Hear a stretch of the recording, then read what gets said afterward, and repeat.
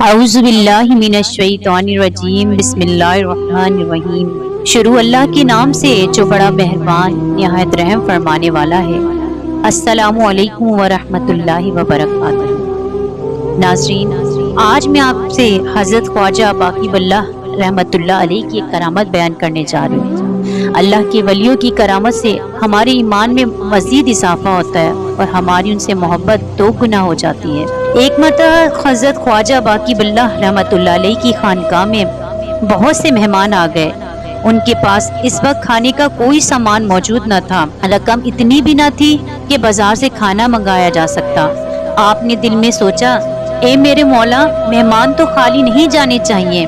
آپ نے اپنے خادم سے کہا، جاؤ اور فلاں نان بائی سے کہو کہ 5-6 آدمیوں کا کھانا بھجوا دے اور اس کو معاوضہ حسب خواہش ملے گا۔ آپ کے حکم کے مطابق خادم نان بائی کی خدمت میں حاضر ہوا اور خواجہ صاحب کا حکم اس کو کہہ سنایا۔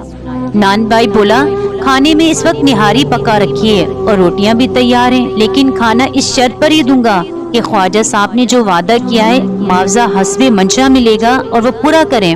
خادم نے نان بائی سے کہا، خواجہ صاحب جو بات کرتے ہیں وہ پوری بھی کرتے ہیں، اسی لیے تم بے فکر ہو۔ نان بائی بولا، میرا معاوضہ کوئی ایسا ویسا نہ ہوگا، میں تو معاوضے میں ہندوستان کی حکومت طلب کروں گا اور اگر وہ مجھے مل جائے گی تبھی خواجہ صاحب کو ولی مانوں گا۔ خادم نے کہا، تو ایسا کرو، کھانا لے کر میرے ساتھ چلو اور خواجہ صاحب سے خود بات کر لینا۔ دونوں خواجہ صاحب کی خانقاہ میں پہنچے تو خادم نے نان بائی کا مطالبہ حضرت خواجہ صاحب کے سامنے پیش کر دیا۔ آپ نے فرمایا، تم فکر مت کرو، ہونے دو، پھر تمہارا معاوضہ تمہاری خواہش کے مطابق ملے گا۔ نان بائی ایک طرف بیٹھ گیا، مہمان اور خواجہ صاحب کھانا کھانے لگ گئے۔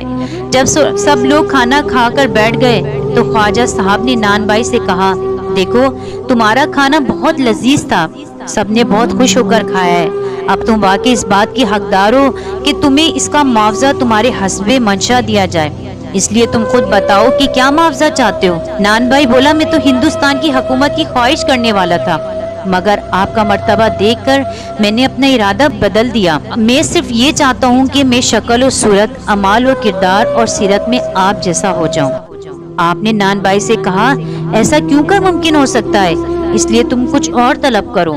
نان بائی نے کہا، اگر آپ میری یہ خواہش نہیں پوری کر سکتے تو دوسری کیسے کریں گے؟ میں نے جو مانگا تھا مانگ لیا، اس میں کوئی تبدیلی نہیں کر سکتا۔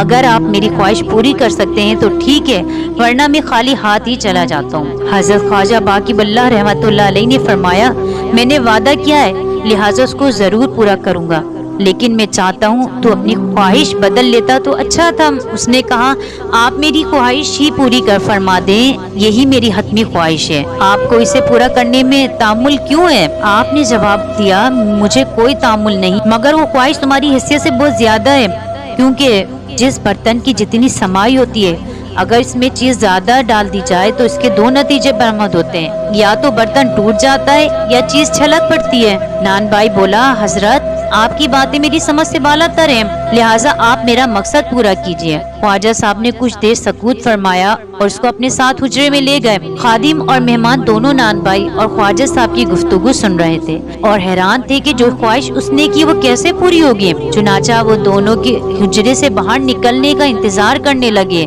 تھوڑی دیر کے بعد حجرے کا دروازہ کھلا، اس کے اندر سے 2 خواجہ باقی باللہ نکلے۔ دونوں کی شکل اور صورت ایک جیسی تھی، چال ڈھال ایک جیسی تھی، فرق صرف اتنا تھا ایک ہوشیار تھا اور دوسرا مدہوش اور بے خود تھا اور پاؤں لڑکھڑا کر زمین پر رکھ رہا تھا، مگر دوسرے بالکل ٹھیک ٹھاک تھے اور جو ٹھیک ٹھاک تھے وہ اصل خواجہ باقی باللہ رحمۃ اللہ علیہ تھے۔ تھوڑی دیر میں مدہوش خواجہ باقی باللہ جو در حقیقت نان بائی تھا زمین پر ڈھیر ہو گیا۔ خواجہ باقی باللہ رحمۃ اللہ علیہ نے فرمایا، میں نے اس سے کہا تھا کہ جس برتن میں جتنی سمائی ہو اس میں اتنا ہی چیز ڈالنی چاہیے، کیونکہ یا تو چیز چھلک جاتی ہے یا برتن ٹوٹ جاتا ہے۔ چنانچہ اس نان بائی پر مدہوشی اور سقر 3 دن تک قائم رہا اور اس واقعے کی اتنی شہرت ہوئی کہ لوگ دور دور سے خواجہ باقی باللہ نما نان بائی کو دیکھنے آتے تھے اور چند ہی روز میں نان بائی اللہ کو پیارا ہو گیا، مگر اس کو باقی باللہ ہی کے نام سے یاد کیا جاتا ہے۔ حضرت خواجہ باقی باللہ کی تذکرے میں نان بائی کے مشہور واقعے سے ہمیں 2 سبق ملتے ہیں۔ پہلا یہ کہ جب طرز فکر کا پیٹرن پیغمبرانہ خطوط کے مطابق مستحکم نہ ہو جائے، روحانی علوم منتقل نہیں کیے جاتے، اس لیے کہ اس صورت میں شعور سلامت نہیں رہ سکے گا۔ اور نتیجہ وہی نکلے گا جو مذکورہ واقعے میں آپ نے ملاحظہ کیا۔ دوسرا سبق یہ ہے کہ اللہ پاک نے اپنے دوستوں کو تصرف کی ایسی صلاحیتیں عطا کی ہیں کہ وہ کسی بھی چیز کی ماہیت میں تبدیل کر سکتے ہیں، لوہے کو سونا اور پتھر کو ہیرا بنا سکتے ہیں۔ 25 جمادی الاول 2012 ہجری ہفتے کے روز بعد نماز عصر کوٹلہ فیروز شاہ میں حضرت خواجہ باقی باللہ ذکر الہی میں مشغول تھے۔ اسی ذکر کے دوران آپ عالم فانی سے عالم قدس میں تشریف لے گئے۔ قبرستان قدم شریف میں زیارت گاہ خاص و عام ہے۔ آپ کے مزار پر آپ رحمت اللہ علیہ کی وصیت کے مطابق گنبد یا چھت تعمیر نہیں کی گئی۔ اگر آپ کو ہماری ویڈیو پسند آئے تو اسے لائک کریں اور شیئر کریں اور ہمارے چینل کو سبسکرائب کریں تاکہ آپ کو مزید ایسی ویڈیوز دیکھنے کو ملتی رہیں۔ شکریہ۔